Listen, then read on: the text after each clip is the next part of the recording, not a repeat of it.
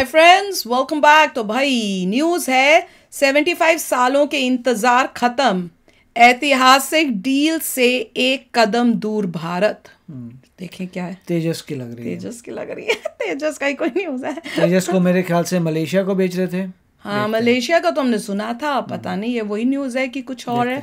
तो वीडियो शुरू करते हैं। वीडियो शुरू करने से पहले अगर आप चैनल पर नए हो और आपने अभी तक सब्सक्राइब नहीं किया है तो जल्दी से पहले सब्सक्राइब के बटन और बेल आइकन को क्लिक कर लो ताकि आपको हमारे सारे न्यू वीडियोस के नोटिफिकेशन मिल जाए जैसे हम अपलोड करें। अगर आपको वीडियो पसंद आता है प्लीज लाइक एंड शेयर। चलिए शुरू करते हैं। दोस्तों, एरो इंडिया 2023 एक काफी सफल प्रोग्राम रहा जिसमें दुनिया भर के कई देशों की तरफ से अपने रक्षा उपकरण भारत में प्रदर्शन के लिए भेजे गए और भारत ने इनमें से काफी रक्षा उपकरणों को देखा जो हमें काफी पसंद भी आए। लेकिन इन सभी के बीच अब दुनिया भर में भारत के तेजस को लेकर उत्सुकता बढ़ रही है, क्योंकि जैसे जैसे भारतीय वायुसेना तेजस फाइटर विमानों को अपने बेड़े में शामिल करेगी, बिल्कुल वैसे ही दुनिया भर के देशों का भरोसा इस विमान पर बढ़ेगा। साथ ही अब हम देख सकते हैं कि कैसे अंतर्राष्ट्रीय स्तर पर लाइट कॉम्बैट एयरक्राफ्ट तेजस को लेकर दुनिया भर के काफी देश इंटरेस्टेड हैं और भारत के साथ लगातार बातचीत कर रहे हैं, जिसमें सबसे पहले मलेशिया, उसके बाद इजिप्ट और अर्जेंटीना ने तेजस फाइटर विमानों को खरीदने के लिए बातचीत शुरू कर दी है। और इसी की कड़ी में अब दक्षिण अफ्रीका के एक देश ने तेजस फाइटर विमानों की डिमांड कर दी है, जिसने अफ्रीका के साथ साथ दुनिया भर के देशों को हैरान कर दिया, क्योंकि इस अफ्रीकी देश ने तेजस में अपना इंटरेस्ट दिखाने के पहले स्वीडन के ग्रिपन फाइटर विमानों को रिजेक्ट किया था, जो इस बात को दर्शाता है कि कैसे ग्रिपन तेजस का मुकाबला लाइट कॉम्बैट कैटेगरी में नहीं कर सकता।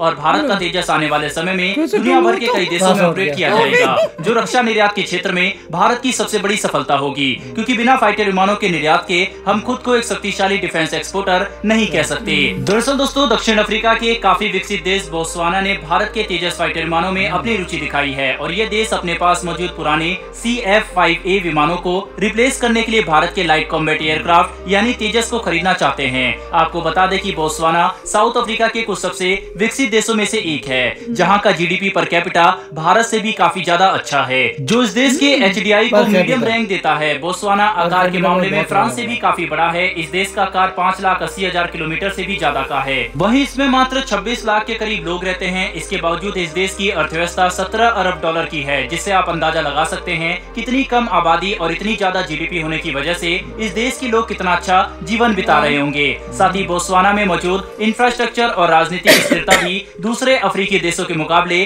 काफी अच्छी है। दोस्तों, बोत्सवाना भारत से 7500 किलोमीटर की दूरी पर मौजूद है, लेकिन इसके बावजूद ये देश स्वीडन के ग्रिपन को रिजेक्ट करके भारत से तेजस की खरीद करना चाहता है। ग्रिपन को रिजेक्ट करने का सबसे बड़ा कारण इस फाइटर विमान की ऊंची कीमत है, जो कि इस देश के लोग हजम नहीं कर पा रहे थे। जैसे ही सरकार ने फैसला लिया कि वह स्वीडन से ग्रिपन फाइटर विमानों को खरीदेंगे, उसके बाद ही तुरंत बोत्सवाना में इसका विरोध शुरू हो गया कि आखिर इतने महंगे फाइटर विमानों को खरीदने का क्या तर्क बनता है, वह भी जब ये विमान लाइट कैटेगरी के हैं। जिसके बाद बोत्सवाना भारत से तेजस खरीदने में काफी इंटरेस्टेड है, जिसके लिए बातचीत जल्द ही शुरू हो सकती है। बता दें कि बोत्सवाना के पास कोई खास फाइटर विमान मौजूद नहीं है, इसीलिए अगर भारतीय तेजस बोत्सवाना की वायुसेना में अपनी जगह बनाता है तो शुरुआती दौर में ये डील 12 से लेकर 20 फाइटर विमानों के लिए हो सकती है और आगे जाकर इनकी संख्या 60 से 75 तक भी जा सकती है, क्योंकि तेजस अपनी कीमत के हिसाब से काफी शक्तिशाली और भरोसेमंद जेट है। दोस्तों, कुल मिलाकर देखें तो पहले मलेशिया, फिर अर्जेंटीना, उसके बाद इजिप्ट और अब बोत्सवाना, ये सभी ऐसे देश हैं जो भारत से तेजस खरीदने में काफी इंटरेस्टेड हैं और बहुत जल्दी तेजस फाइटर विमानों की सेल को लेकर कोई बड़ी खबर आ सकती है,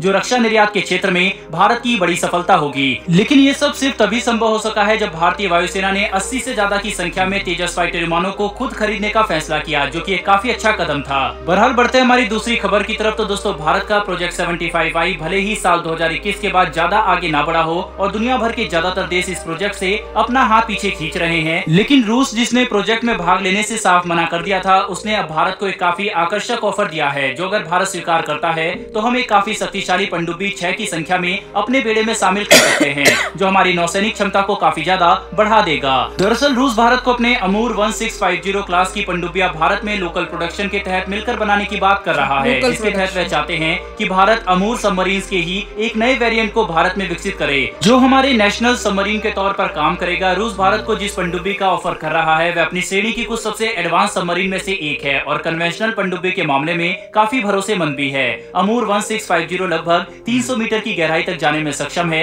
वहीं पर इसे ऑपरेट करने के लिए मात्र 35 लोगों की जरूरत पड़ती है और ये लगातार 45 दिनों तक पानी के अंदर रह सकती है। साथ ही इसके सेंसर, एक्वास्टिक, स्टेल्थ और वेपन सिस्टम काफी ज्यादा अपग्रेड किए गए हैं। इतना ही नहीं बल्कि इसमें ब्रह्मोस और कैलिबर मिसाइल के साथ साथ एडवांस टॉर्पीडो और माइन्स भी लगाए जा सकते हैं। इसके साथ रूस ने ये बात भी खुलकर कही है कि अगर भारत अमूर क्लास की पनडुब्बियों को प्रोजेक्ट 75I के तहत बनाने के लिए चुनता है तो भारत में इनका प्रोडक्शन 70 से 80% तक लोकल कंपोनेंट के साथ किया जा सकता है, जो काफी अच्छी बात है। वैसे दोस्तों, आपको क्या लगता है कि क्या चीनी नौसेना की बढ़ती ताकत को देखते हुए भारत को प्रोजेक्ट 75I छोड़कर रूस के साथ अमूर क्लास की पनडुब्बियों को बड़े स्तर पर बनाना चाहिए या फिर नहीं? आप इसके बारे में क्या सोचते हैं? अपनी राय कमेंट बॉक्स में लिखकर जरूर बताइएगा। साथ ही हमारी आने वाली डेली ऐसी वीडियो के लिए चैनल को सब्सक्राइब कर बेल नोटिफिकेशन अवश्य दबा ले। फिर मिलेंगे। न्यूज तो बड़ी पॉजिटिव है कि एक नहीं, दो नहीं, तीन नहीं, चार कंट्रीज इंटरेस्ट शो कर रही है तेजस के ऊपर। ऑर्डर तो मेरे ख्याल से मलेशिया ने कर दिया शायद। कर दिया है? फिर तो बहुत अच्छी बात है। मैं भी यही बोलने वाली मुझे लग रहा है मलेशिया ने ऑर्डर दे दिया। अगर दे दिया तो दैट इज अमेजिंग, क्योंकि मैं यही कह रही हूँ कि इंटरेस्ट ही शो हो रहा है अभी तक, और जब तक ऑर्डर नहीं मिलेगा तब तक एक्चुअल खुशी नहीं मिलनी है।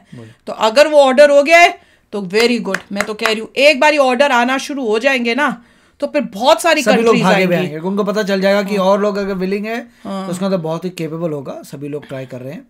और बोत्सवाना की बात की, बोत्सवाना का पर कैपिटा इंडिया से ज़्यादा है क्योंकि पॉपुलेशन ऑफ कोर्स उनकी कम होगी और जीडीपी की ज़्यादा होगा उसके कंपैरिजन में। तो अगर वो, और उन्होंने बोला कि हम यूएस के नहीं खरीद रहे या दूसरे नहीं खरीदे क्योंकि कॉस्ट की प्रॉब्लम है। स्विस कुछ क्या बोल रहे थे? स्विट्जरलैंड के रिजेक्ट किए हैं उन्होंने। हाँ, उनके रिजेक्ट किए। क्यों? क्योंकि वो महंगे हैं। क्योंकि महंगे। इससे क्या पता चलता है कि अगर आप अच्छे बनाओ और सस्ते बनाओ सब भागे आएंगे आपके पास। और इंडिया इस काम में सबसे माहिर है भाई। वही इसरो का मंत्र वही है कि आप क्वालिटी चीज बनाइए और सस्ते कर दीजिए दाम। जैसे हम सैटेलाइट्स भेजते हैं, कितना सस्ते में उनको सैटेलाइट्स भेजते हैं। सभी लोग, जैसे पॉपुलैरिटी बढ़ेगी, सभी लोग बोलेंगे कि अगर आपको लाइट कॉम्पैक्ट एयरक्राफ्ट चाहिए तो आपको यही लेना पड़ेगा, तेजस। और कोई ऑप्शन नहीं है एलसी के लिए।